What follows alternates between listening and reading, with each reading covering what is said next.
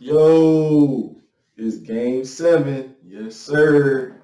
Yes, sir. Game 7. We here. Um, this is like one of the most entertaining series I've seen in a long time. Out of this series and the Jazz Nugget series, hey, both of them series is probably the top two series I've seen in a long time, and that's crazy because it's in the same year. But how this series is different from the other series because the other series is like two guys going back and forth, and that was just like putting on the showcase on like how great they are offensively. This series is like two teams going back and forth, and it's full team efforts. It's scrappy. It's defense everywhere. I mean, everybody's on it. It's intense. It's trash talk. It's big shot after big shot. I mean, this is crazy. But let's get into it, man. Let's talk about it. Game 6, Raptors Celtics. I predicted that the Celtics was going to close out that game, but I was wrong. But I still got the Celtics to win the series. I got the Celtics to actually come out the East.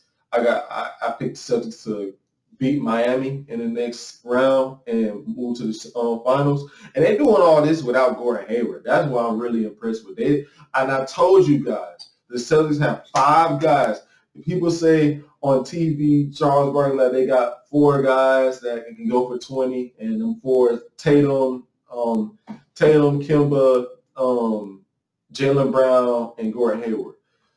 Marcus Smart can get 20 on any given night. Marcus Smart is a bucket. If you put Marcus Smart, I'm telling you, man, I remember watching this man in college. He got drafted.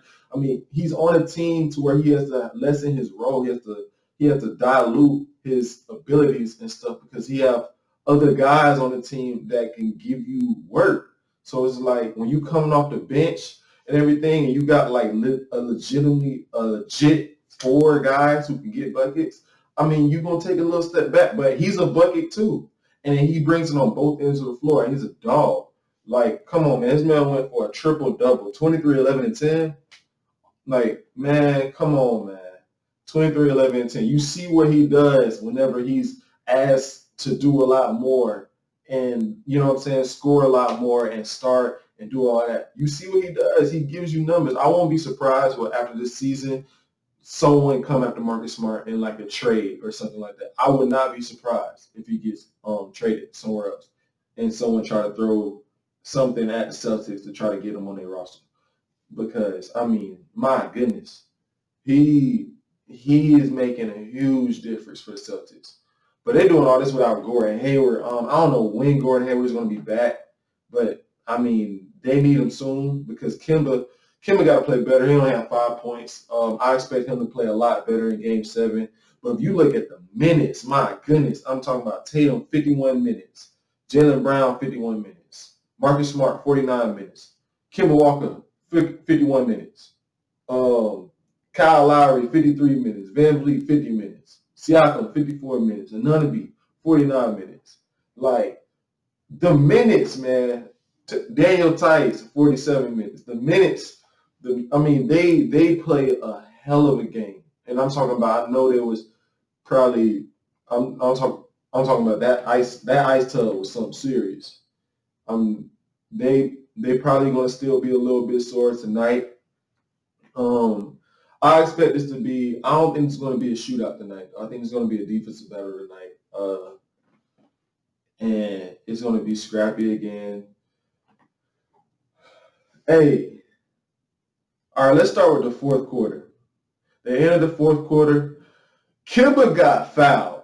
Kimba Walker definitely got fouled at the end of the fourth quarter. They showed the replay time and time again, and I hate with the challenge call. I feel like when you challenge a call, you should be able to look at everything that happened in the play, not just the call that actually got called. You should be able to be like, okay, we missed that foul call. He got fouled. He going to the line. Because that's what we're looking for. I mean, come on now. I mean, I'm challenging the play. I'm challenging the whole play. Like, I feel like they need to like try to fix that next week because man, he got mauled. If that's anybody else, it just depends on who you are as a player, I feel like. Because if that's Harden going to the basket with time winding down like that at the end of the fourth quarter, and he gets mauled like that to the ground, fall on the ground, everything with 2 guys, that's a foul call all day. LeBron, that's a foul call all day. It just depends on who you are. It seems like if you're, you know what I'm saying, just a guy. Well, Kemba's not just a guy. He's an all-star. I mean, you know what I'm saying, but he's not James Harden. He's not on that stature. He's not like top 10, top 5, nothing like that. It seems like if you're not that guy, then you're not going to get that call. Because that was clearly a foul, man. I was like, what the hell? I seen that and I jumped out my seat like, wow, like, how is that not a call, man? And then, okay, whatever. We'll go to overtime. So now overtime happened. Yo, Brad Stevens, how many times are you going to drop the ball, man? I'm talking about Tatum. First of all, Tatum didn't take a shot in the first overtime. In the first overtime, he didn't take not one shot. How the hell your best player don't shoot the ball one time in overtime? You was just asking to lose. You asking to lose. Like, why you don't draw nothing up for him? Why you not, okay, even if it's not in a timeout, why you not yelling on the court, hey, get Tatum the ball? I've seen plenty of times he would get a switch, but they would not, take advantage of it. And then you seen in the second overtime, he finally got the switches, and they finally took advantage of every single bucket that he got in that second overtime. He went 3 for 4 in the second overtime. Every bucket that he got in that second overtime came from off the switch. It'll be an off-ball screen or something like that, and he'll get the switch, and he'll get the switch from having Siakam guard him to having Kyle Lowry or Van Vliet guard him. Whenever he had Kyle Lowry or Van Vliet guard him, it was a bucket every time. Every single time. Or he got a good look or made a good read. That was working. I don't know why he went away from that and everyone else tried to do their own thing. As a point guard, Kemba Walker, you have to see that, okay, I don't have my offense going. So now I got to think like a extension of the coach on the court. Okay, I see Tatum is cooking. Tatum hit a 3 and got 2 layups, right? Why is he not getting the ball? Like, why is he not getting it? Let's keep going to him. I'm going to ride that wave. Ride that wave. I'm talking about why is he not touching it a lot more? Like, I would have kept calling screens, kept trying to get the switch, kept calling Tatum to screen me so he can get the switch, and then give it to him and make him go to work. That is our buck. That's the best player on the team. He got to take us there. You know what I'm saying? I feel like they should have made him a lot more aggressive. They missed on that. They really missed on that. And then second overtime at the end of the game, Tatum hit. Okay, I thought it was over because Kyle Lowry hit a major. He hit a dad. I'm talking. He baby Kemba Walker ass. I'm talking about. Yo, I ain't never seen a 6-foot guy take another 6-foot guy in the post and back him down and shoot a turnaround fadeaway. Like, my goodness, that was a LeBron move. Like, that was a Kobe. Like, literally said, give me the damn ball, get out the way, back him down all the way in the post, and turn around and swim away. Just swim, hit that bit and swim away. Like, oh yeah. That put them up, folks. I thought it was over with right then and there. But then, what do you know? Come out of the timeout. Guess who? Jason Tatum. Jason Tatum hit a 3 coming out the timeout. All right? Hit a 3. Boom. They fouled Norman Powell. Norman Powell hit 2 free throws right out the gate. So what do? Jason Tatum takes the ball out. Why in the hell is Jason Tatum taking the ball out? Like, bro, that don't make no sense whatsoever. It's 5 seconds on the clock. And our best player who just hit a 3 to put us in position to possibly tie this game back up. Probably the best shooter on the court on our team takes the ball out. Why are we not talking after Norman Powell hit the first free throw? They should have been talking right then and there. Okay, Tatum, you go back there. Marcus Smart or somebody pass the ball in, or Jaylen Brown, somebody pass the ball in, and we're going to try to get it to Tatum. Like something. Like, Tatum should not be taking the ball out. That is the best player on the team, the best shooter on the court right then and there. He just hit a 3 to put y'all in position. I mean, come on, like, the man 29, 14 to 9. He's taking the ball out. Like, come on, I understand Marcus Smart had it going. He did. Marcus Smart had it going. I'm not mad that Marcus Smart took the last shot, but I'm more mad that Tatum was taking the ball out. If Tatum didn't take the ball out and it just didn't go to Tatum and Smart took the last shot, it would be like, okay, I would still want Tatum to take the last shot, but at least we tried to get him the ball. The fact that y'all literally let this man take the ball out, man, the ball would have sat there. Kimba should have took the ball out. Kimba didn't have it going all game long. Kimba couldn't guard a shot. Kimba, if anything, should be taking the ball out. Okay, if he's too small, you feel like he can't see over the defender, standing in front, then let Jaylen Brown or Daniel Tice take the ball out. But it should not be Jason Tatum taking the ball out. Like, that's crazy. It was just so many things that Brad Stevens got to step it up as a coach, man. I mean, we give this man so much praise and how great of a coach he is, which he is. He's a great coach. I'm not taking anything away from him. It's just another situation where he just dropped the ball. He dropped the ball. I mean, he could have just did a lot more. I mean, Siakam not even doing nothing. See, I mean, y'all in this series, and it's because of Lowry, Van Vliet, and Norman Powell really stepped their games up last game. Siakam is playing good defensively. He's in good position and stuff defensively, but he can't buy. But I mean, he missing layup after layup after layup. And I told y'all, he is not what y'all think he is. He is a second or third option on any good team.